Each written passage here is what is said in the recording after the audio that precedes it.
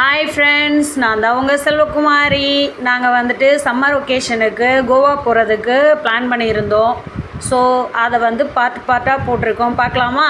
நாங்கள் இப்போ ஒசூர்லேருந்து பெங்களூர் ஏர்போர்ட்டுக்கு கிளம்பியாச்சு. எங்கள் கார்லேயே கிளம்பிட்டோம். கிளம்பி போயிட்டு இருக்கும்போது எங்கள் பாப்பா, என் பையன், நான் 3 பேரும் ஒரே கலர் ட்ரெஸ்ஸு. பேக்கில் இருக்கிற சீட்டை ஃபோல்டு பண்ணிவிட்டு அதில் லக்கேஜ்லாம் வச்சாச்சு. எங்கள் வீட்டுக்காரோட அந்த ப்ளூ கலர் ட்ரெஸ்ஸு ஷேட் ஆகிடுச்சு, அதனால் நாங்கள் போடலை. நாங்கள் மட்டும் 3 பேரும் சேம் பிச்சாக போட்டுட்டு கிளம்பிட்டோம். இது கெம்பே கவுடா ஏர்போர்ட், பெங்களூர். அவர் அங்கே நிற்கிறார் இல்லையா ஸ்டாச்சு, அவர் தான் கெம்பே கவுடாவாம். அவரோட பேரில் தான் இந்த ஏர்போர்ட்டு இப்போ தான் பண்ணியிருக்காங்க. ஒரு 1 year 2 year ஆகும்னு நினைக்கிறேன். இந்த ப்ராஜெக்ட்டுக்கு கூட எங்கள் வீட்டுக்காரர்கிட்ட கான்ட்ராக்ட் வந்துச்சு, ஆனால் நாங்கள் பண்ணலை, பிஸி. அப்போது அப்படியே அந்த லொக்கேஷன்லாம் செம்மையாக இருந்துச்சு, க்ரீனரிஸ் எல்லாம் நல்லா இருந்துச்சு. ஸோ அப்படியே போகிறோம். இதெல்லாம் நல்லா இருந்துச்சு பார்க்குறதுக்கு. ஏர்போர்ட் ரோடே ரொம்ப சூப்பராக இருந்தது. அங்கே ஏர்போர்ட் கிட்ட போனோடனே மழை வந்துருச்சு. ஏர்போர்ட் வந்தாச்சு, பெங்களூர் கெம்பே கவுடா ஏர்போர்ட் வந்துருச்சு. எங்கள் வீட்டுக்காரு எங்களை இங்கே இறக்கி விட்டுட்டு அவர் கார் பார்க் பண்ணிவிட்டு வர வரலையும் நாங்கள் இங்கே வெயிட் பண்ணிகிட்டு இருந்தோம். நாங்கள் இறங்கியாச்சு.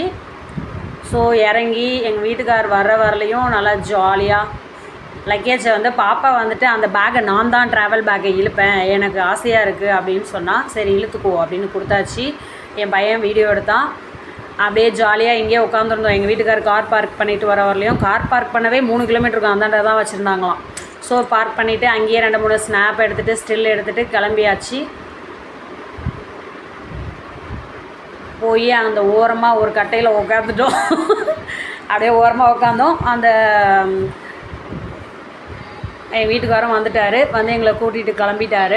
கிளம்பி, தம்பி இங்கே வாங்க, எங்கெல்லாம் அந்த செக் பண்ணுவாங்க இல்லையா, டிக்கெட்லாம் கொடுத்து செக் பண்ணுறதெல்லாம் எங்கள் வீட்டுக்காரே எல்லாம் பண்ணிட்டாரு. அப்புறமா ஃபேஸ்லாம் ஸ்கேன் பண்ணாங்க. எல்லாத்தையும் முடித்து ஃபார்மாலிட்டிஸ்லாம் முடிச்சுட்டு கிளம்பிட்டோம்.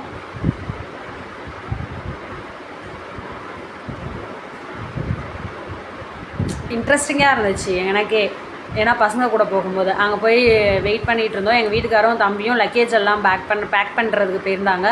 ஸோ லக்கேஜ் எல்லாம் அங்கே கொண்டு போட்டுட்டு வர வரலையும் நானும் பாப்பா அவங்க வெயிட் பண்ணோம். அப்புறமா அந்த ஸ்டேர் கேஸில் ஏறினோம். அது பாப்பா நிறைய ஆசைப்படும். ஏறி உள்ளே போயாச்சு. உள்ளே போன உடனே கலராக சாக்லேட்டு ஐஸ்கிரீம் எல்லாம் இருந்துச்சு. அதெல்லாம் பார்த்த உடனே பாப்பா டார்ச்சர் பண்ண ஆரம்பிச்சிட்டா. மறுபடியும் அப்படியே ஒரு கடையாக பார்த்துட்டு எங்களுக்கு இண்டிகோவில் நாங்கள் புக் பண்ணியிருந்தோம். 28 events அங்கே 28ல் போய் 28 கேபினாக வச்சுருக்காங்க நிறைய. ஸோ அதில் போய் வெயிட் பண்ண சொல்லிட்டாங்க. நாங்கள் அங்கே போய் வெயிட் பண்ணுறதுக்காக போனோம். போகிற வழியில் இருக்கிற எல்லா கடையிலையும் எல்லாத்தையும் வாங்கியாச்சு. அவ்வளோ காஸ்ட்லி. ஒரு 50 rupees சாக்லேட் விற்கிதுன்னா அதெல்லாம் அங்கே 500, ஒரு 0 எக்ஸ்ட்ரா போட்டுக்கணும். அந்த இடத்துல போய் நாங்கள் வெயிட் பண்ணோம். 28 என்ன தம்பி அது? 28 தான். என்னது அந்த வெயிட் பண்ணுற இடத்துக்கு டெபாசிட் வெயிட்டிங் காலில் போய் வெயிட் பண்ணிவிட்டோம். எங்களுக்கு 28 கொடுத்துருந்தாங்க. இந்த காஃபி 400 rupees. எனக்கு தலை ரொம்ப எஃப்எல்பி மூலயமா தான் ஃப்ளைட்டில் ஏற விட்டாங்க. பஸ்ஸில் போய் ஏறுறதும் இருக்குது, அந்த ஆப்ஷன் அதில் இல்லை. ஸோ நாங்கள் எஃப்எல்பியில் போய் தான் ஃப்ளைட்டில் ஏறினோம். அந்த காஃபியை நான் குடிக்கவே இல்லை. அதை குடிக்க கட்டியுமே கால் பண்ணிட்டாங்க ஏற சொல்லிவிட்டு. ஸோ காஃபி அப்படியே ஒரு ஓரமாக வச்சுட்டு கிளம்பிட்டோம். இந்த எஃப்எல்பியில் தான் அனுப்புனாங்க. நான் கூட பஸ்ஸில் போய் அங்கே போய் ஃப்ளைட்டில் ஏறணுமோ அப்படின்னு நினச்சேன். இல்லை, எஃப்எல்பியில் போனோம். நல்லா இருந்துச்சு பார்க்குறதுக்கு, நீட்டாக சூப்பராக இருந்துச்சு.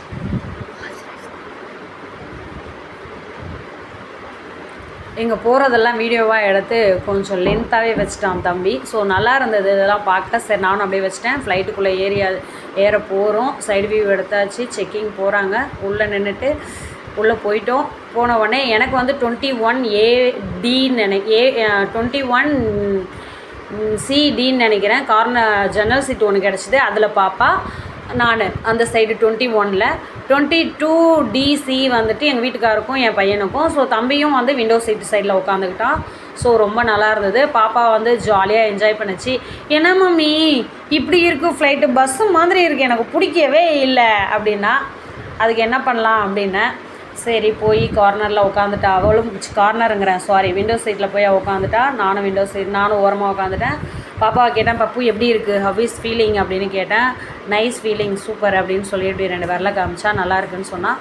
ஸோ அதுக்கப்புறம் அப்படியே ரன்வேயில் அப்படியே ஓடிட்டே இருந்துச்சு ஃப்ளைட்டு. பஸ் மாதிரியே தான் அப்படியே மூவ் பண்ணாங்க அந்த கார்னர் வரையும்.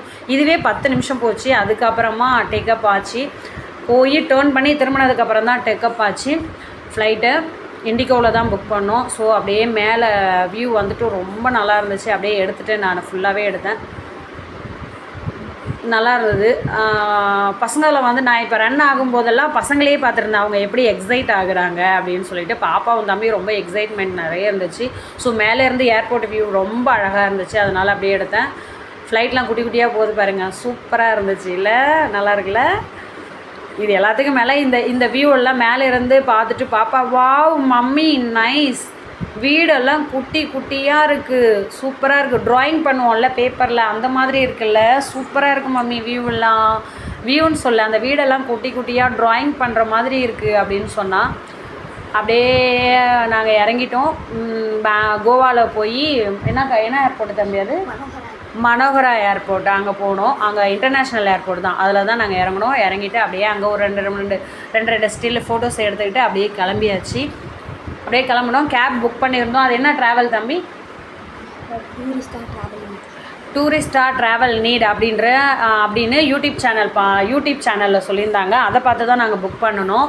ஸோ அங்கே வந்துட்டு அவங்களே வந்துட்டு அங்கே கேப் எடுத்துகிட்டு வந்துட்டாங்க. ஆல்ரெடி அட்வான்ஸ் 5000 நாங்கள் கொடுத்துருந்தோம் அவங்களுக்கு இங்கேயே புக் பண்ணும்போதே. பண்ணிவிட்டு அப்படியே கிளம்பியாச்சு. பேக்கெல்லாம் இறங்கணும் இல்லையா, பேக்கெல்லாம் வர்றதுக்காக வெயிட் பண்ணோம். அந்த கன்வேயரில் வந்துச்சு, எடுத்துகிட்டு கிளம்பிட்டோம். ஆளுக்கு ஒரு கோக் வாங்கினோம். ஹெட்டேக் ரொம்ப இருந்துச்சு. சரி காஃபி குடித்தா ரொம்ப காஸ்ட்லியாக இருக்கணும், கோக் வாங்கினோம். அதுவும் காஸ்ட்லியாக தான் இருந்துச்சு. வாங்கி ஆளுக்கு ஒன்று குடிச்சிட்டு கிளம்பியாச்சு. எங்கள் வீட்டுக்கார் மட்டும் எதுவும் தொடவே இல்லை. தொடலைன்னா நாங்கள் குடிச்சிக்கிறோன்னு சொல்லிட்டு அப்படியே கிளம்புனோம். வெளில வந்த இடத்துல கொஞ்சம் ஃபோட்டோ ஷூட்டுக்காக நிறைய பிளேசஸ் இருந்துச்சு. இந்த மாதிரியெல்லாம் வச்சுருந்தாங்க. அங்கெல்லாம் 2 பிக்கு ஃபோட்டோ எடுத்துகிட்டு கிளம்பிட்டோம். அவள் கோஎக்ஸ் அங்கே வந்து ஃபீல் கோவான்னு போட்டிருந்தாங்க. ஸோ அதெல்லாம் பார்த்துட்டு அப்படியே அங்கங்கே 2 ஃபோட்டோ எடுத்துகிட்டு வீடியோ எடுத்துகிட்டு அப்படியே கிளம்பணும். நல்லா இருந்துச்சு.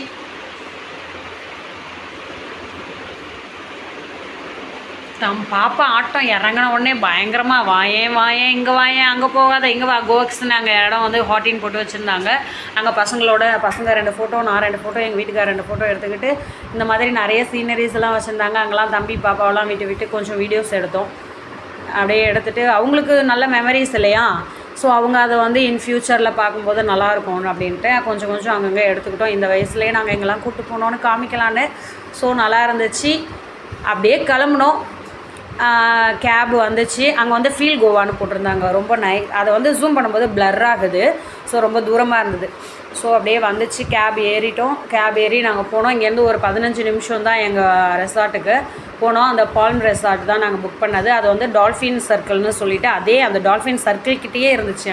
அங்கே ஒரு பெரிய சர்ச் கூட இருக்குது.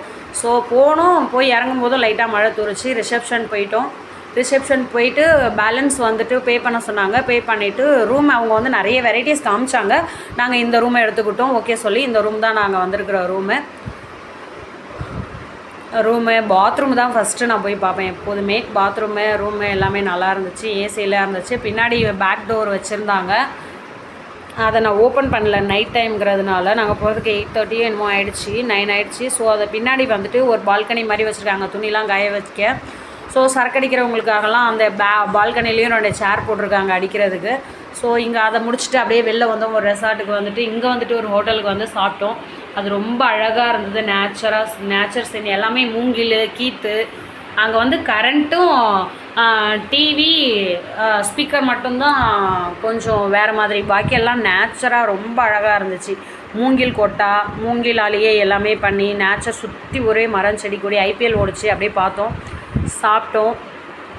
சாப்பாடு ஆர்டர் பண்ணியிருந்தோம். வெயிட் பண்ணோம். அப்படியே சுற்றி பார்த்துட்டே உட்காந்துருந்தோம். வாயை பொழந்துக்கிட்டு.